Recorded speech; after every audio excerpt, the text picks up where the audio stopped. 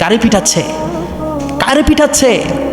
এই সেই লোক যারে পিটাচ্ছে কুকুরের মতো, সে আমাদের ভিপি নূর।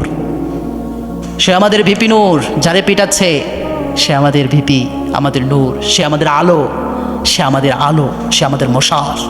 তাকে কিভাবে পিটানো হচ্ছে দেখো বাংলাদেশের মানুষ, কুকুরের মতো পিটানো হচ্ছে। আহা, যাদের কারণে বাংলাদেশটা ফেসিবাদ মুক্ত হলো, যাদের কারণে বাংলাদেশটা আবারও ফেসিবাদ মুক্ত হতে পেরেছে, যাদের কারণে আমরা আবারও স্বাধীনভাবে কথা বলতে পারছি, তাদেরকে কিভাবে পিটানো হচ্ছে বাংলাদেশের মানুষ দেখো। দেখো বাংলাদেশের মানুষ, ভিপি নূরকে পিটানো হচ্ছে। আর তুমি মতপার্থক্য নিয়ে নির্বাচন নিয়ে আছো। তুমি এখনো নির্বাচনের গান গাও। তোমার মুখে কি এখনো নির্বাচনের গান চলে? তোমার মুখে এখনো নির্বাচনের গান চলে, তাই না? বাংলাদেশে এখনো ফেসিবাদ দূর হয়নি। ভিপি নূরের মতো লোকেরা মার খাচ্ছে আর তুমি নির্বাচনের গান গাও। তুমি নির্বাচনের গান গাও।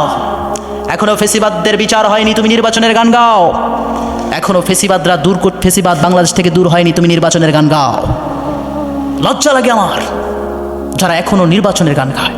আমার বিশ্বাস যারা বাংলাদেশকে ভালোবাসবে, যারা বাংলাদেশকে ভালোবাসে, যারা ফেসিবাদ মুক্ত বাংলাদেশ চায়, যারা ভারতের আধিপত্য থেকে বাংলাদেশকে রক্ষা করতে চায়, তারা কখনোই আর বাংলাদেশে এরকম ভিপি নূরের রক্ত দেখার পরেও, তারা কখনোই বাংলাদেশে ভিপি নূরের রক্ত দেখার পরেও তারা চুপ থাকবে না। এবার বাংলাদেশের মানুষ যতক্ষণ পর্যন্ত ফেসিবাদের আগা গোড়া যত কিছু উৎখাত না হবে, ততক্ষণ পর্যন্ত তারা নির্বাচনের কোনো গান বলতে পারে না।